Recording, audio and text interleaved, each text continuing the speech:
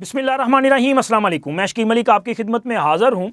मुल्क में ईद उल फितर की छुट्टियाँ जारी हैं और इन छुट्टियों के दौरान अमूमी तौर पे ना तो सरकार कहीं पे उस तरह से नज़र आ रही है, ना कोई काम किए जा रहे, छुट्टियाँ मनाई जा रही हैं ना, लेकिन सियासी मुलाकातें हो रही हैं। इन सियासी मुलाकातों में बड़े अहम फ़ैसले लिए जा रहे हैं। बिलखुसूस मियाँ नवाज शरीफ ने एक बड़ा फ़ैसला लिया है और मियाँ साहब जनाब एक बार फिर काला कोट पहनने जा रहे हैं।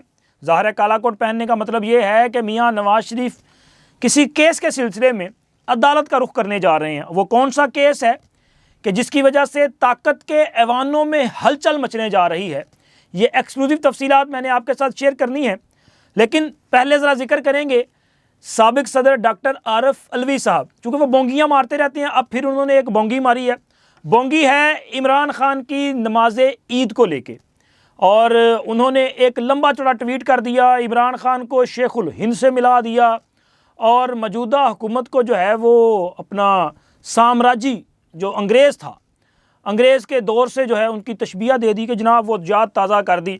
लेकिन आरिफ अलवी साहब को एक बड़ा ना वो क्या कहते हैं ज़ोरदार किस्म का तमाचा मारा है, थप्पड़ रसीद किया है। वो थप्पड़ किसने रसीद किया है वो भी मैंने आपके साथ शेयर करना है, लेकिन मेरा ख्याल पहले डॉक्टर आरिफ अलवी साहब की ज़रा ये जो बोंगी है वो मैं आपके साथ शेयर कर दूं कि डॉक्टर आरिफ अलवी साहब ने इमरान खान की नमाज ईद को लेके जो दावा किया है वो क्या है, और इसके अलावा अडियाला जेल में हुआ क्या है ईद के दिन, ये एक्सक्लूसिव तो मैंने आपके साथ शेयर करनी है। लेकिन पहले ज़रा डॉक्टर आरिफ अलवी साहब, अच्छा आरिफ अलवी साहब ने कहा है कि इमरान खान साहब पर ईद की नमाज पर पाबंदी ने अंग्रेज़ों की याद ताज़ा कर दी है। मसूफ़ फरमाते हैं कि असीर माल्टा शेखुल हिंद हज़रत मौलाना महमूदुल हसन साहब, जो कि जद्दोजहद आज़ादी जो है वो हिंदुस्तान के अजीम कायद थे, उनको 1961 में अंग्रेज़ सरकार ने गिरफ़्तार किया। फिर इनको जिला वतन करके माल्टा जो जजीरा था, ये जजीरा नामा भी एक मुल्क है, वहाँ पे इनको जेल में कैद कर दिया। तो वहाँ पर दौरान कैद इन पर नमाज जुमा और ईद की नमाज अदा करने पर पाबंदी आयद कर दी गई थी, और उन्होंने कहा कि जनाब आज इमरान खान पर भी इसी किस्म की जो है वो पाबंदी आयद की गई है और इमरान खान पर मौजूदा हुकूमत ने जो है पाबंदी लगाई है और उनको नमाज पढ़ने की इजाज़त नहीं दी गई। अच्छा, ये इन्होंने ट्वीट किया है। और इसके साथ ख्वाजा साद रफ़ीक साहब जो हैं, चूँकि ये इमरान खान के दौरे हुकूमत में जो बदतरीन इंतकामी कार्रवाइयाँ की जा रही थी उनके मुतासरीन में शामिल है। हालाँकि इस मुतासरीन की फ़हरिस्त बड़ी लंबी है, इसमें मियाँ शहबाज साहब का नाम है, मियाँ नवाज़ शरीफ साहब का नाम है, मरीम नवाज़ साहबा का नाम है, आसफ़ अली ज़रदारी साहब हैं, वो ख्वाजा आसफ़ साहब हैं, शाहिद खाकान अब्बासी साहब हैं, मोहतरमा फ़रियाल तालपुर साहबा हैं, खुर्शीद शाह साहब, लंबी लाइन है। लेकिन खैर ख्वाजा साहब ने अलवी साहब को जो जवाब दिया है, इन्होंने ट्वीट जो किया है, उन्होंने कहा नहीं अलवी साहब इंज नहीं, दूर जाने की ज़रूरत नहीं, कल की बात है, ईद की नमाज़ पर पाबंदी ने आपके अहद हुक्मरानी की याद ही ताज़ा की है। और इन्होंने कहा है कि आपके अहद सदारत और आपके कप्तान के अहद वज़ारत उज़्मा में मियाँ साहिबान और मेरे समेत, उन्होंने अपना भी इसमें ज़िक्र किया, मेरे समेत तमाम सियासी असीरान में किसी को भी दौरान कैद नमाज ईद की अदायगी की इजाज़त नहीं दी गई, जबकि जेल में तमाम कैदियों और हवालातियों के लिए नमाज ईद का बंदोबस्त होता है। ये अमल कल भी गलत था, आज भी दुरुस्त नहीं है। अच्छा, इन्होंने जो बात की है वो ट्वीट की रोशनी में इन्होंने जवाब दिया है कि अगर इमरान खान पे पाबंदी लगाई गई तो गलत है। बिल्कुल, अगर इमरान खान साहब ईद की नमाज़ पढ़ना चाहते थे और उन्हें ईद की नमाज़ पढ़ने की इजाज़त नहीं दी गई तो ये गलत इकदाम था, लेकिन ऐसा हुआ नहीं है। जेल ज़राए के मुताबिक इमरान खान साहब ने नमाज ईद जो है वो अपने सेल में अदा की है। ये अच्छा, इसमें भी शायद का लफ्ज़ है, इमरान खान साहब ने ईद की नमाज अदा की है या नहीं की वो भी कंफर्म नहीं है। ज़रा थोड़ा सा पीछे जाना पड़ेगा कि क्या वाकई इमरान खान साहब नमाज ईद अदा करते हैं। तो 2018 में जब इमरान खान पहली बार बरसरे इक़्तिदार आए, ये उनकी वज़ारत उज़्मा का पहला साल था, तो ज़ाहिर है उस वक़्त हर चीज़ रिपोर्ट की जाती है कि जी जो वज़ीर आज़म है उन्होंने नमाज ईद अदा की या नहीं की, अगर की तो कहाँ की, किस किस से मुलाकात की। हालांकि ये जो कल ईद वाले दिन भी आपने ख़बर देखी होगी, मैंने भी देखी थी मुख्तलिफ़ टीवी चैनल्स पे चलती हुई, इवन के मुख्तलिफ़ जो सोशल मीडिया प्लेटफॉर्म्स है वहाँ पर भी, कि जी इमरान खान ने नमाज ईद भी अदा की जेल में और इसके अलावा शाह महमूद कुरैशी को गले भी लगाया। लेकिन 2018 में मैं जो सोच रहा था कि यार तब क्या हुआ था, तो सर इमरान खान साहब के हवाले से उस वक्त ये मुख्तलिफ टिक्कर चलते रहे कि जी इमरान खान साहब ने वज़ीर आज़म हाउस में नमाज ईद अदा की, कहीं ये चला कि जी इमरान खान साहब ने बनी गाला में ईद अदा की। इसी तरह उस वक्त जो बनी गाला के तर्जुमान थे बनी गाला हाउस के, उन्होंने कहा जी इमरान खान साहब ने नमाज ईद अदा करने के लिए फैसल मस्जिद जाना था, जिसके लिए सिक्योरिटी के इंतज़ामात मुकम्मल थे। लेकिन मज़े की बात यह है कि 2018 में इमरान खान साहब ईद वाले दिन 1 बजे नींद से उठे थे, यानी कि मसूफ सोते रहे, नमाज ईद इन्होंने अदा नहीं की थी। और इसी तरह इमरान खान की रूटीन है ये, इवन के जेल में भी इमरान खान के हवाले से जो ख़बरें सामने आती रहीं, स्पेशली अटक जेल में जब ये गिरफ्तार कैद थे, तो उस वक्त भी ये था कि इमरान खान साहब जो हैं वो सुबह जो दीगर कैदी हैं हवालाती हैं उनके साथ नाश्ता नहीं करते। वो एक टाइम शेड्यूल है ना कि सुबह आपको 7 साढ़े 7 बजे नाश्ता मिलेगा, फिर दोपहर का खाना, फिर रात का खाना। लेकिन इमरान खान पे जेल मैनुअल अप्लाई ही नहीं किया जाता, वो उस पर जो है वो इम्प्लीमेंट ही नहीं होता, क्योंकि इमरान खान साहब सुबह ताख़ीर से देर से उठने के आदी हैं। और फिर इमरान खान साहब किसी किस्म का अपनी नींद में खलल बर्दाश्त नहीं करते, और उन्होंने जेल में भी किसी को इजाज़त नहीं दे रखी कि कोई उन्हें आके ये बताए कि जी आपने नमाज ईद अदा करनी है या कि आपने किसी से मुलाकात करनी है। इमरान खान से की मुलाकातों का शेड्यूल भी जो है वो इमरान खान की नींद मुकम्मल होने के बाद जो है उस पर अमल किया जाता है, उससे पहले नहीं। तो जनाब जेल ज़राए के मुताबिक ईद वाले दिन इमरान खान साहब ने नमाज ईद अदा करने के लिए जेल इंतज़ामिया को एक बार भी नहीं कहा। अब यहाँ पे ये सवाल भी कुछ लोग कर सकते हैं कि जनाब जेल इंतज़ामिया को बताने की क्या ज़रूरत, उनसे दरख्वास्त करने की क्या ज़रूरत, क्या जेल इंतज़ामिया को नहीं पता कि ईद उल फितर है और ईद की नमाज जेल में अदा होनी है, तो तमाम कैदियों को और हवालातियों को इसकी इजाज़त होनी चाहिए। तो सर इमरान खान आम कैदी या हवालाती नहीं है, इमरान खान हाई प्रोफाइल कैदी है, और उनकी सिक्योरिटी पे आप अंदाज़ा लगा लें कि सिर्फ उनकी सिक्योरिटी पे जेल में जो उन्हें सिक्योरिटी फ्राहम की जा रही है उस पर माहाना 14 लाख रुपए खर्च किए जाते हैं। और इमरान खान की सिक्योरिटी को ही लेकर उन पर आम कैदियों की मुलाकातों के हवाले से पाबंदी है कि कोई कैदी उनके पास नहीं आ सकता, उनके सेल के करीब नहीं आ सकता। और उनको इवन के जो खाना उनको प्रोवाइड किया जाता है वो खाना भी डॉक्टर और जेल के जो अमला है वो चेक करता है, फिर उसके बाद खान साहब तक खाना जाता है। मुलाकातियों की मुकम्मल तलाशी ली जाती है और मुलाकातियों की भी खैर इजाज़त खान साहब से ली जाती है। तो ये इतनी सिक्योरिटी उनके लिए है, और अगर उन्होंने नमाज ईद अदा करनी थी तो उनके लिए ये सिक्योरिटी बंदोबस्त वहाँ पे भी करना पड़ना था।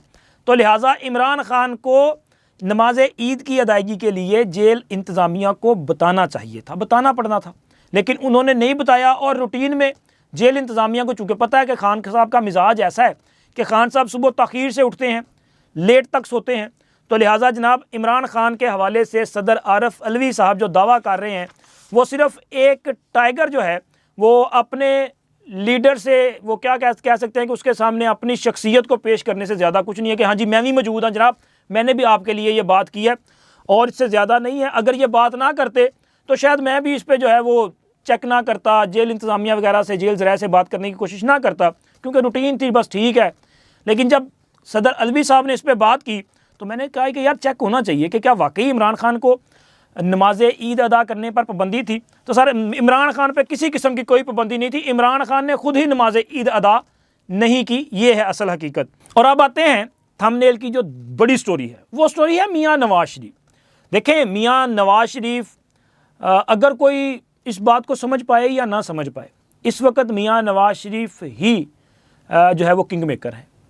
अगर इस वक्त मुल्क में कोई हुकूमत मौजूद है तो उसकी कमान मियाँ नवाज शरीफ के पास है। कुछ लोग ये तासुर देने की कोशिश करते हैं कि जी नवाज शरीफ को साइड लाइन कर दिया गया है, नवाज शरीफ के साथ धोखा किया गया है, उन्हें बुलाया गया, उनको वज़ीर आज़म नहीं बनाया गया और भाई को वज़ीर आज़म बना दिया गया। तो सर भाई को वज़ीर आज़म बनाने का फ़ैसला भी मियाँ नवाज शरीफ का था, बेटी को वज़ीर आला बनाने का फ़ैसला भी मियाँ नवाज शरीफ का था, और पंजाब में जो फ़ैसले लिए जाते हैं स्पेशली वो तो डायरेक्टली मियाँ नवाज शरीफ की अप्रूवल से हो रहे हैं, और मरकज़ में भी जो बड़े फ़ैसले हैं वो मियाँ नवाज शरीफ की ही अप्रूवल से हो रहे हैं। अभी अगर यूसुफ रज़ा गिलानी साहब चेयरमैन सेनेट मुंतखब हुए हैं तो क्या ये मियाँ नवाज शरीफ की मर्ज़ी के बगैर हुआ है? नहीं सर, ऐसा नहीं हो सकता। इसी तरह से तमाम दीगर फ़ैसले जो हैं वो मियाँ नवाज शरीफ की मर्ज़ी से हो रहे हैं।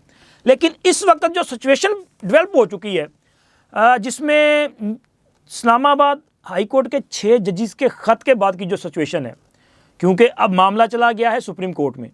पहले इस मामले को इंतज़ामी सतह पे हल करने का फ़ैसला हुआ था, जिसके लिए एक इंक्वायरी कमीशन बनाने का फ़ैसला किया गया था, और इंक्वायरी कमीशन ने फिर इस पर इंक्वायरी करनी थी और उनकी रिपोर्ट आनी थी। वैसे तो मेरा ख़्याल है कि वो बेहतरीन फोरम था, अगर उस पर इस मसले का हल तलाश किया जाता तो वो ज़्यादा बेहतर होता। लेकिन अब जब सुप्रीम कोर्ट ने मामले को टेकअप कर लिया है, आज खुद नोटिस ले लिया है, और इस नोटिस के बाद अभी हमें ये नज़र भी आ रहा है कि जस्टिस अतर मिनल्ला साहब का एक इख्तलाफी नोट भी है। वो ये जो अपना ऑर्डर ऑफ द डे है उसके बाज़ पॉइंट्स पे उनको इख्तलाफ है, और इसी तरह जस्टिस याहिया अफरीदी साहब ने जो है वो अपना एक अलग पॉइंट ऑफ व्यू दिया है, और वो तो कहते हैं कि इस पर आज खुद नोटिस होना ही नहीं चाहिए था। ये इंतज़ामी लेवल पे जो है इस पर कार्रवाई होनी चाहिए थी, जुडिशल सतह पे कार्रवाई नहीं की जानी चाहिए थी। तो लेकिन खैर अब जुडिशल कार्रवाई का आगाज़ हो चुका है। याहिया अफरीदी साहब भी बेंच से अलग हो चुके हैं। आइंदा समात जो है वो मेरा ख्याल है कि 28 अप्रैल है या 29 अप्रैल है, उस पर समात भी होने जा रही है। लेकिन ये केस जो है ये पाकिस्तान के मुस्तकबिल की जो सिमत है उसका तयन कर सकता है। ये बहुत अहमियत का हामिल केस है, क्योंकि 6 जजेस ने जो इल्ज़ाम आयद किए वो इल्ज़ाम तो बड़े संगीन है। ज़ाहिर है उन्होंने ISI पे इल्ज़ाम लगाया, उन्होंने इंतज़ामिया पे इल्ज़ाम लगाया, और उन्होंने कहा जी हम पे दबाव डाला जा रहा है। जजेस के एक जज साहब के जो ब्रदर इन लॉ हैं उनको अगवा करने का इल्ज़ाम है, उन पर तशद्दुद का इल्ज़ाम है। उसी तरह एक जज साहब जो हैं उनके घर में खुफिया कैमरे लगाने का इल्ज़ाम है, उनकी ख़ानदान की वीडियोस बनाने का इल्ज़ाम है। इसी तरह एक जज साहब के जो अजीज़ो कारब हैं, रिलेटिव्स हैं, उनको प्रेशराइज़ करने का इल्ज़ाम है। इल्ज़ाम तो बड़े संगीन है सर। लेकिन ये ख़त जो तहरीर किया गया इसमें जजेस ने इस बात को भी एडमिट किया कि हमारे पास साबित करने के लिए कुछ नहीं है। तो सर अगर साबित करने के लिए कुछ नहीं है तो फिर कैसे कार्रवाई आगे बढ़ेगी? देखें, किसी कानून, किसी असूल के तहत ही चीज़ें आगे बढ़ती हैं ना। अगर आप किसी पे इल्ज़ाम लगाएंगे तो इसका मतलब ये नहीं है कि आपने इल्ज़ाम लगा दिया तो आपको जो है वो सच्चा मान लिया जाएगा, और जिस पे इल्ज़ाम लगा उसको मुजरम तस्वर कर लिया जाएगा और उसको सज़ा सुना दी जाएगी। उसको भी सफाई का मौका मिलना चाहिए ना, सफाई का उसको हक़ दिया जाना चाहिए। जजेस भी जब कोई फ़ैसला करते हैं तो तमाम फ़रीक़ैन को सुनने के बाद फ़ैसला करते हैं। ऐसे नहीं होता कि आपके सामने एक दरख्वास्त आई और जो उसने कहा आपने उसे मिनो-अन दुरुस्त तस्लीम कर लिया और फ़ैसला सादर कर लिया, ऐसे नहीं है। तो इस पर अब इन्वेस्टिगेशन होनी है। इन जजेस के पास तो सबूत नहीं है, लेकिन इसी तरह के इल्ज़ाम शौकत अजीज़ सिद्दीकी साहब के थे। शौकत अजीज़ सिद्दीकी साहब तो कहते हैं मेरे पास इल्ज़ाम है, और जनाब ज़राए का ये कहना है कि मियाँ नवाज शरीफ मौजूदा सिचुएशन में बहुत तदब्बुर के साथ आगे बढ़ने का जो है वो फ़ैसला कर रहे हैं। इस हवाले से इन मुलाकातों में जो हालिया दिनों में जारी हैं और रमज़ानुल मुबारक के दौरान भी मुलाकातें हुई हैं, इनमें इस नुक्ते पे सोच विचार किया गया है कि क्या मुस्लिम लीग नून को 6 जजेस का केस जो सुप्रीम कोर्ट में चल रहा है, इस केस में शौकत अजीज़ सिद्दीकी के केस को अपना रेफरेंस के तौर पे यूज़ करते हुए इस पर पटिशन दायर करनी चाहिए या नहीं करनी चाहिए। तो ज़राए का ये कहना है कि इसमें मुस्लिम लीग नून के जो रहनुमा हैं उनका मिला जुला रद्द-ए-अमल अभी तक सामने आया है, जिसमें बाज़ रहनुमाओं का ये ख्याल है कि इस मामले पे पटिशन दायर की जानी चाहिए ताकि माजी के वो किरदार जिन्होंने बाकायदा साजिश के तहत, प्लानिंग के तहत मियाँ नवाज शरीफ की हुकूमत का ख़ात्मा किया और फिर मियाँ नवाज शरीफ को नाअहल करार दिया, इंतखाबी मैदान से इन्हें आउट किया, इनकी बेटी को आउट किया, और बाकायदा तौर पे इमरान ख़ान के लिए एक मैदान सजा कर दिया गया और इमरान ख़ान को इस मुल्क पे मुसल्लत किया गया, और अब तो बहुत सारे हक़ाइक़ सामने आ चुके हैं।